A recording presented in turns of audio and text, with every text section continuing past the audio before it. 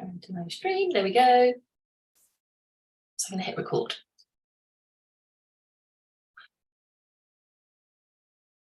Okay.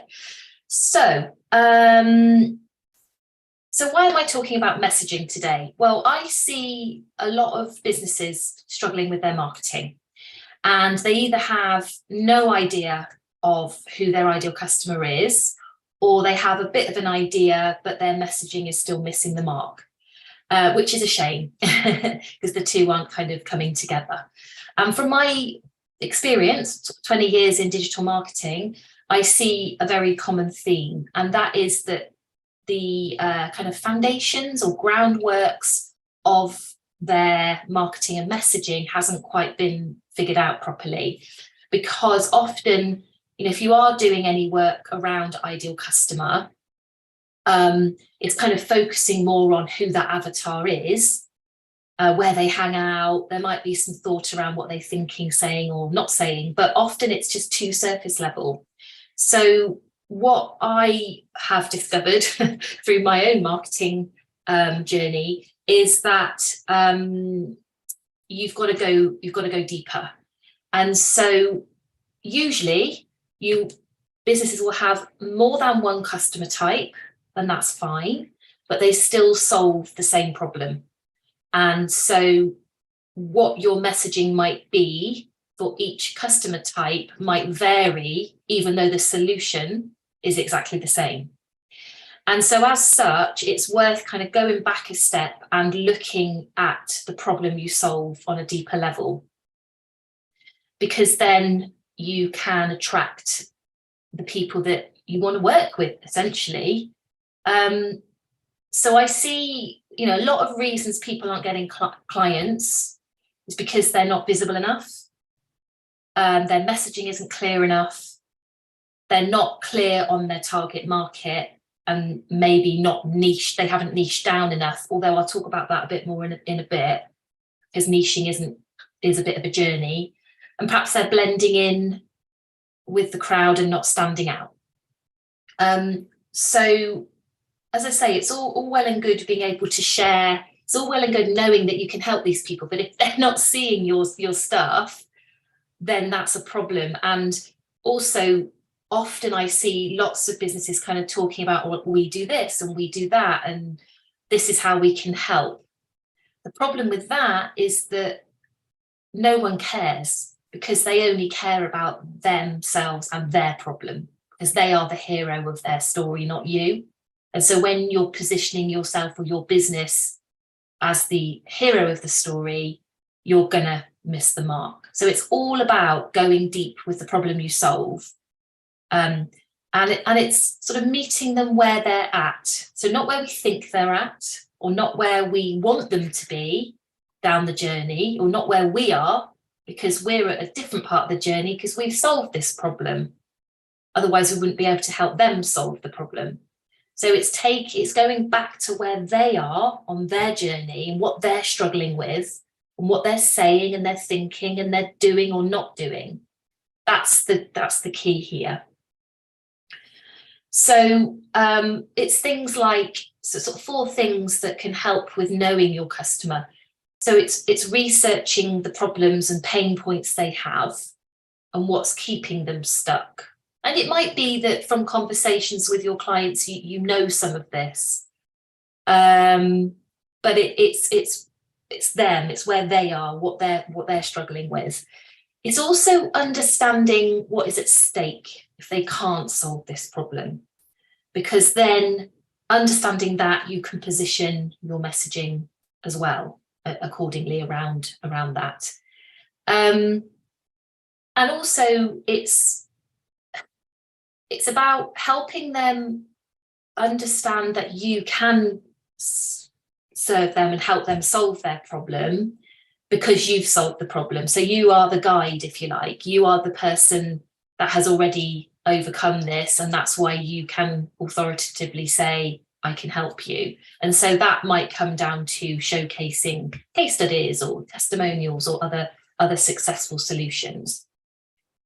And then the beauty of kind of going deep on this is you can then position, because you know what their thinking and hearing and saying and doing and not doing, etc., you can then position your solution to them, whatever customer type they are. And if that means different pages, that's absolutely fine, because ultimately it's the same problem. So I wrote a blog on this called Knowing Your Customer, 5 Steps to Attract More Coaching Clients. What I'm going to do is I'm going to pop that into the chat, and I'll also include it in the links at the end. But what I go through here is kind of, why you're not getting clients, getting to know them on a deeper level. And as I say, starting with that problem that you solve, so that you can really get to know them a lot better. And then the advantages of niche marketing. So when I talk about niche marketing, what I mean is that you start to go deeper. And the example I give in the blog is of a client I worked with who is a coach, and she had become a coach as a result of an experience that happened to her, losing her husband. And so when she first decided, first of all, she had to kind of get to a point where she had overcome some of the issues that she was facing and other people were facing with their situation. And she decided she wanted to use what she discovered and help others. So initially she started off calling herself a breakup and bereavement coach, even though we had seen some keywords that were more aligned to kind of grief coaching. But I think what's very normal and common is that we're almost too scared to niche, because we feel like then we're going to be eliminating people that we can't, there's people that would want to work with us, but then would feel like they can't. But actually that's not true, because by being more specific, you can make your messaging more specific. Now, it's not, as I said earlier, it is more of a journey, not a destination when you start to niche down. So it's not necessarily something you should do right at the beginning of a business, or if your offer is still not finalized or tested or whatever. But as you get more confident and as you get further down, then you might, and this is what happened to my client Karen, she then decided, actually, I'm not a breakup coach. I haven't had that experience. I'm a widow. So she decided to go for more kind of, what did I say? God, my brain's gone again. She decided to go for, where was it? Grief and loss coach, because that aligned better with her story. But still, it still wasn't quite right. And she still felt like she was trying to appeal to too many businesses. And as she got more confident, that's when she decided, you know what, I'm a widow. That's my experience. I'm going to be the widow coach. And so she went super specific, took a real leap of faith. And actually her business really benefited by doing that, by being super niche. So as I say, it's not necessarily something with your messaging or that you have to do straight away, but it's kind of worth thinking about, because yes, you might feel like you're alienating people, but actually that's at your discretion. You can decide who you work with. So if somebody comes to you and they aren't in your specific niche, if you like their business and what they're about, you can decide that, yes, I'd still like to work with them. But it means that when you've got much more of a tighter, clearer messaging framework, it just makes it a lot easier. And anyway, you could then kind of have another ideal customer type, because you're still solving the same problem, which is the point I was making earlier. So yeah, you can use your discretion. So that's what I wanted to share, really. I don't want to go overwhelm you with too much, but in the blog, which I'd encourage you to go and read, I talk about ways to go about doing this, and kind of go over the things that I've suggested today. But yeah, I suppose now it would be good to sort of open up the floor, Peter, and see what your questions are, what you think. The thing that came immediately to mind was tighten the message. Yeah. So that the message fits the audience Yes. much better. I can see that, and it's something one needs to consider when one's doing SEO. Again, it's more aiming at a certain group and maybe changing that group from time to time to see what the response is. Yeah, it makes sense. We have tightened the message in terms of, sorry, no, we've tightened the group in turning and learning development message managers. We might not have tightened the message enough for that group. Yeah. So that's something that I need to speak. So I do have a virtual marketing assistant now. Oh, brilliant. Heather Gillespie. Don't know whether you've heard of her. No. Oh, that's great. Yes. So, but she has no. She's old. Oh, sure. She's worked for at least two big organisations, and she is more into conventional marketing rather than online marketing. So that's why she's helped with the direct mail shots, which we're going to carry on throughout the year, if we start getting some response. Because don't know whether you know the rule with direct mail, it's 3-7-27. It takes 3 mail shots before they acknowledge that you've actually received anything. Yeah. 7 before they acknowledge the business name, recognize the business name, and 27 before they trust you. Mm-hmm. Yeah. I can't afford 27, but I can afford 7. Yeah, no, it's very true. So you're right. It's like when they come into your world or they're introduced to you, they don't know anything about you. And so that's where you've kind of got to nurture them and warm them up a little bit. So you're absolutely doing the right strategy. In fact, the way you do that is doesn't matter whether if you want to try direct mail, brilliant. It's all testing. If you did online, you did email marketing, great, that's all testing, but the principles are the same. I think the point is if you're at some point when you're putting content out there, I don't know whether you're doing any other sort of blogging or social media or anything like that, but the point is that you want to be saying things that will resonate with them, and that's where this problem I solve bit comes in. And that's where I see so many businesses just haven't, because they don't know the process, they don't know how to do it. Lots of marketers say, just do your ideal customer avatar, but it's hard doing that when you haven't done this bit. So what I've found with my clients is when they've gone through this process with me, then they're able to do their customer avatar really quickly because they've done the foundational work. So yeah, it's interesting because I know you're doing quite an old school technique, but actually it isn't online marketing. This is kind of just marketing. And it's, the marketplace is getting busier. I think direct mail is a great shout because less people are doing it. And so therefore you've got an opportunity there. So yeah, I'm really interested to kind of know how that goes. But yeah, it's going, but as I said, it's that thing about it's their story, it's them, it's putting them at the heart of everything you're doing. And that's what, so this is actually a workshop that I run. I can't remember if I've told you about this previously, but it's a workshop I run 1-to-1.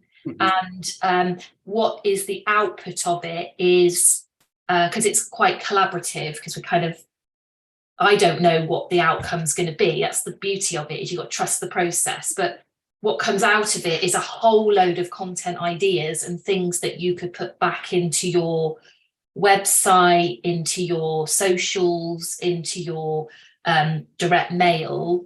And again, as I say, testing it. And once you know the framework of how to kind of think like them, then you can kind of do that process yourself with other customer types, because it's exactly the same thing. So yeah, I'm going to be taking bookings in for sort of July to run the workshop again. If you one-to-one, if you were interested in me send you some details. But yeah, it's really interesting to sort of hear what you're up to. The other thing is, because the two reviewers have come back with a younger audience profile, I'm looking at taking on part-time student or somebody who understands TikTok and all that lot, because and then to help me work in the marketing in that direction. Yeah, brilliant. Because it could be great for short form content, which is what TikTok is essentially. Yeah. Yeah, no, that's really interesting. I think that's a really good shout. But it's still, again, it doesn't matter the medium, it doesn't matter, you know, the target, the customer type, whether they're older or whether they're younger. The reality is it's still the same issues. They might be displaying and presenting in different ways, but it will be the same issues. And so then, rather than trying to talk to everybody on one page, you can then kind of segment it a little bit. Well, it's a different mindset when you go into what I would call under 25 audience, because both the reviewers, I'm going to commission 2 more reviews once I've done the changes. Yeah. From different people, is that generation needs to be spoon-fed. They have no ability to, because they haven't been taught to use knowledge. They pass exams by storing knowledge. So which customer type are you talking about here? Under 25s. Right, okay. They don't, and it's a problem with a lot of the modern universities or the lower grade universities, is they teach them how to pass exams by knowledge, not apply the knowledge. And that's interestingly why I've been speaking to last summer, one organisation, they now block applications from certain universities. Really? They go straight in the bin. Wow. They've said, because they've had some painful experience, they feel it's far cheaper to get somebody from one of the better universities, pay them more, than waste money taking somebody on who turns out 6 months later with no ability to apply the knowledge. Yeah. Wow, that's so interesting. And this is the thing, isn't it? It is that transferable. It's being able to apply it. I think this is partly the problem with education is you're learning something and then you're doing an exam. You're not actually applying it. It's only when you go and work in the workplace and you get that's when you can sort of see that they've really captured the information, or even if they haven't, because they've got that basic understanding, then you can kind of. But yeah, that's really interesting. That's quite and I suppose it's life experience. So having somebody who's older might seem like a good idea, but then the younger generation maybe have a good handle on more of the media and what's current. So yeah, it's really interesting. And also, I think it's the upbringing, because my generation was the fact that what we did as kids, you wouldn't be allowed to do now. No, I know. Parents were much more, I suppose, liberal, because they knew you'd come home at tea time. If they'd only worry if you didn't turn up for tea. Yeah. If I'd gone down, me and my friends had gone down to play in a river, which there were dangerous bits. We knew the dangerous bits, so we didn't. We stayed away from them. Yeah, we were a bit more feral, weren't we? Yes. I think that's the word. Yes. Yeah, exactly. We learned. Yeah. So I think, but what I need to look at is basically writing out all the particular issues that the clients will be having in a short form phrase. Yes, and that's yes and no, because you want long form as well, and I'm all about blogging as long form content being so important for SEO because of the keyword element. Yeah. And so, yeah, you kind of need a blend of both. Yeah. But yeah, the process of kind of figuring this kind of, I call it thought reversal messaging, really, where, you know, you're seeing what they're saying and thinking, but then you're kind of turning it on its head. So yeah, so that's what I see a lot of, is people haven't figured it out, and it is really hard to do it on your own business because you're so close to it. I struggle to do it with my business, but I listen to a lot of the things my customers say to me, and I also have a friend that knows my business really well, so she can kind of help me go through the process, because it is really hard, because you're just, you know, you're just so close to it. So yeah, I think if people can really nail this and get their messaging on point, it just changes everything. And then actually next week I'm talking about keyword research and competitor research. So if that's and that ties in beautifully, because once you've figured out your messaging and you know what they're saying and thinking, then you can go and look for your keywords. Yeah. Thank you. Okay, no problem at all. What I've done is I've popped a little link in there for if you wanted to book in a call to talk a bit more in depth, well, or to talk about, you know, your stuff a bit more. And as I say, you know, I've got some opportunities in July to help on this particular side of things. So yeah, but it's really great to see you, Peter. Yep, nice to see you too. Yes, and yeah, hope to see you soon. Yeah, thank you. Okay, take care. Bye.